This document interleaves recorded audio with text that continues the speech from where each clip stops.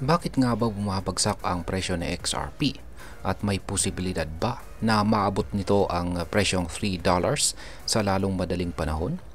Yan, kung isa ka pong crypto trader o investor na interesado kay XRP, siguradong kailangan mong malaman ang mga detalyeng ito. Pero bago po natin umpisan yan, ay nais ko lamang po munang bigyang linaw ang aking disclaimer kung saan ang nilalaman po ng video na ito ay hindi po ito isang financial advice. For education and information purposes lamang po ang layunin nito. Ayan, ang Ripple's native token na si XRP ay nakaranas ng malaking pagbaba kung saan ay umabot po ng 5% nitong nakalipas lamang na 24 oras. Dahil dito, nawala po ang kumpiyansa o pagtitiwala ng maraming investors na umaasang makikita ang mabilis na pagtaas nito sa presyong $3. Sa kasalukuyan, si XRP po ay nasa paligid ng presyong $2.50, kasabay ng pagbagsak ng daily trade volume nito ng halos 50%.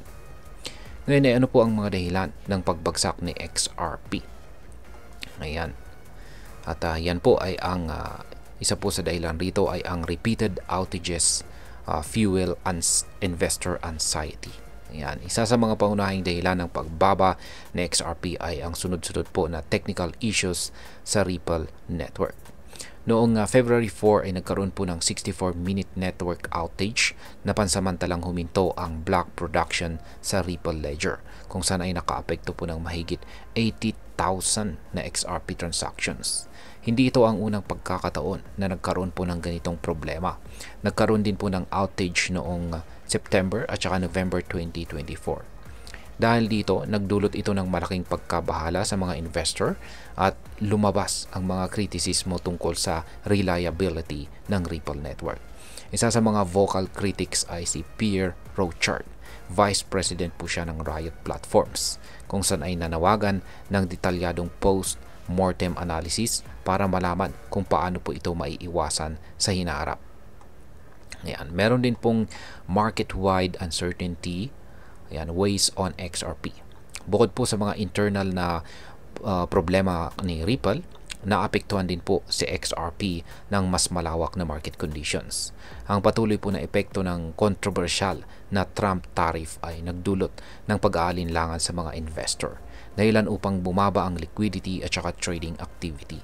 Hindi lamang si XRP ang naapektuhan, pati ang iba pang mga altcoins tulad po ni Solana, Chainlink, ay nakaranas na rin ng katulad na pagbagsak.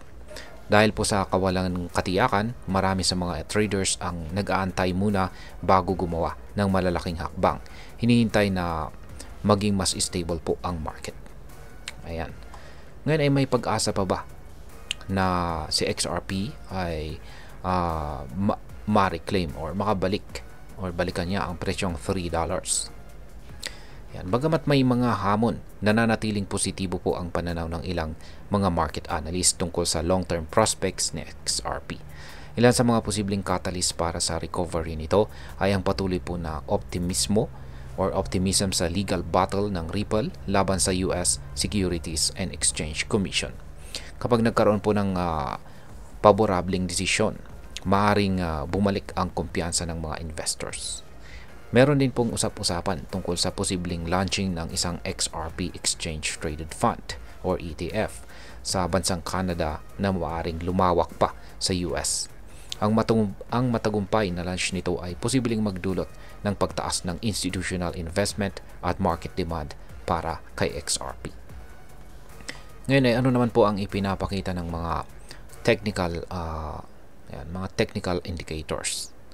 Yan, sa kabila po ng mga positibong balita, patuloy po na nakakaranas ng selling pressure sa XRP ayon po sa mga technical indicators.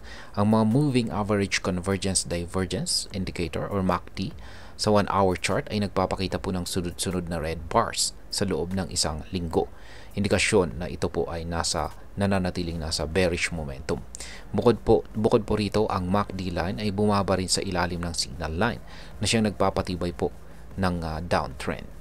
Ang Relative Strength Index naman ni XRP ay nasa 38, kung saan ay nagpapahiwatig na malapit na itong pumasok sa oversold territory, ngunit nananatiling nasa ilalim ng matinding selling pressure. At ngayon ay ano naman ang maaring maging epekto nito para sa atin bilang mga Pinoy crypto trader at investor ni XRP. Ayan, malaki po ang epekto nito para sa atin. Kapag patuloy po ang mga technical issues at saka bearish sentiment, maaaring mawalan po talaga ng tiwala ang mga retail investors na tulad natin. Gayunpaman, kung magkakaroon po ng mas malinaw na regulasyon at positibong developments tulad po ng XRP ETF, posibleng bumalik ang kumpiyansa ng market. Kung nagpaplano ka pong mag-invest kay XRP, mahalaga pong maging updated at mapanuri sa galaw ng market. Iwasang pong magpadalos-dalos at pag-aralan ang mga technical at saka fundamental indicators bago gumawa ng desisyon. Yan, bilang panghuli ay ano naman ang aking masasabi tungkol dito. Sa tingin ko po, ang sitwasyon ng XRP ngayon ay isang malaking paalala na ang crypto market ay puno ng volatility. Kailangan natin ng matalinong pagdidesisyon at sapat na kaalaman. Ang transparency po ng Ripple at ang regulatory clarity ay susi para bumalik ang kumpiyansa o pagtitiwala ng mga investors. At ayan, hanggang dito na lamang po tayo sa video na ito mga ka-crypto. Sana po ay inyong nagustuhan ang aking paliwanag sa video na ito. Kung inyo po itong nagustuhan, pakiclick lamang po ang like button nito. Marami pong salamat sa panonood. Ingat po tayo lagi at God bless po sa ating lahat.